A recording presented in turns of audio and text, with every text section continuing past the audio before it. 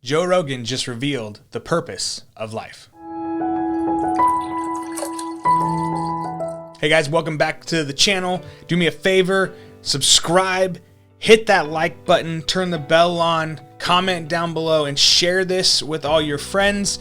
Let's try to get into that YouTube algorithm and get as many people on this journey trying to find what satisfies a thirsting soul.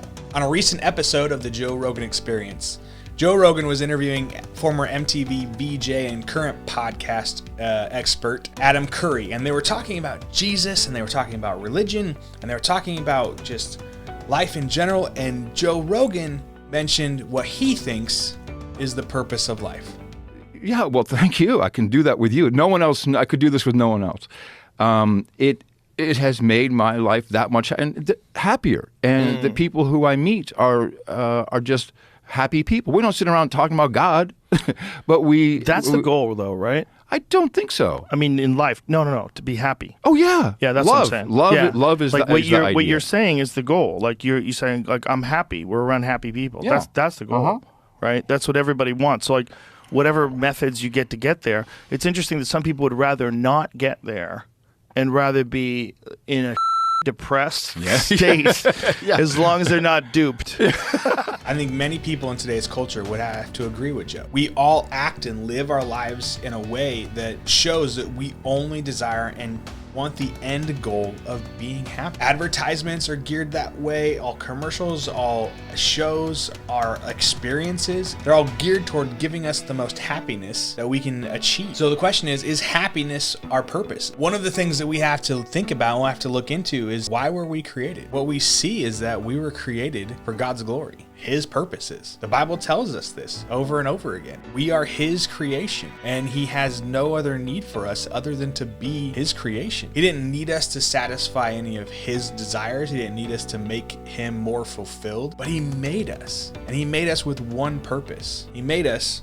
for one reason and one reason only, and that's to glorify Him. Because He is the ultimate in creation, because He is above all creation, He is the greatest and most perfect thing in existence. Therefore, He is the only thing worthy of perfect worship. The Westminster Shorter Catechism says this in question 1, what is the chief end of man? And it answers it this way. The chief end of man is to glorify God and enjoy Him forever. Why would we say that? Why would we think that our chief end is to glorify God? Paul tells the church at Corinth in 1 Corinthians 10, he says this, so whether you eat or drink or whatever you do all for the glory of God. So our chief end, the reason we exist, is to glorify God. There's a second part of that statement. It says, and to enjoy Him forever. I really agree with what John Piper says, and actually how he changed that statement. He says the chief end of man is to glorify God by enjoying Him forever.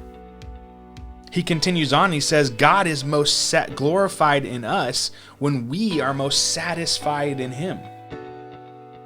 You see, God created us with so many desires and needs and actually functions that like all point to one thing. Our desires, our aspirations, and everything that we want is supposed to be focused on one thing.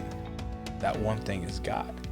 Now, sin has come into this world, and brokenness has caused us to shift our attentions and our aspirations and our desires and affections toward other broken things. But we were ultimately created for one thing, and that was to have all of that.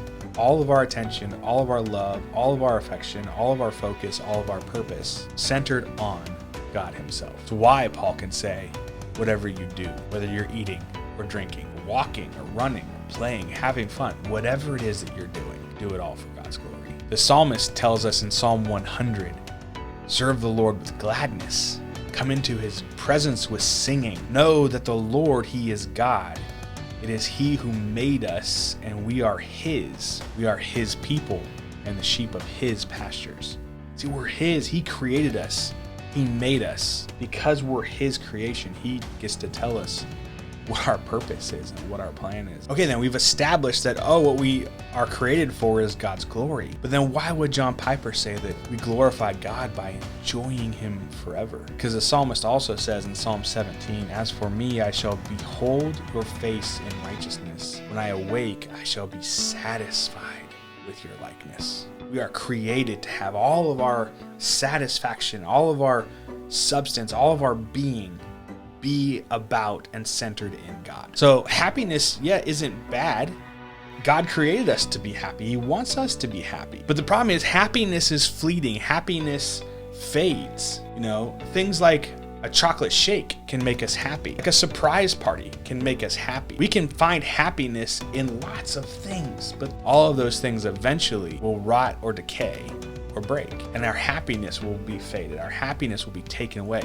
A slight little disturbance in our routine can make us unhappy. So while happiness is a good thing and happiness is something we should pursue, glorifying God and enjoying Him forever really comes in finding our joy and our hope and our being in who He is and what He has called us to and what He's created us for. So I don't know that necessarily Joe Rogan was wrong in that he recognizes our purpose is for something more. It's for some kind of good, but it's not happiness. It's not so self-centered that we are to focus on our own happiness, but our purpose is to be outward focused, God, on Him alone, His glory, and our satisfaction in Him.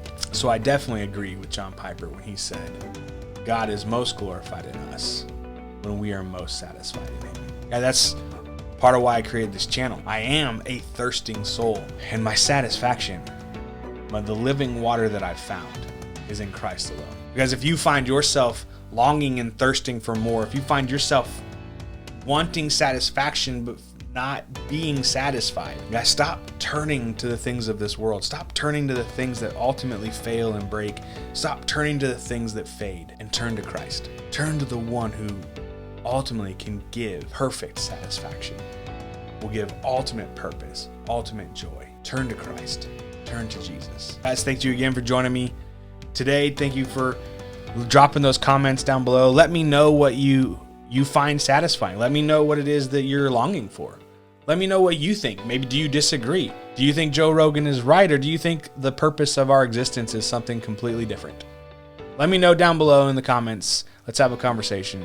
And thanks again for joining me on this journey as we find the living water that satisfies a thirsting soul.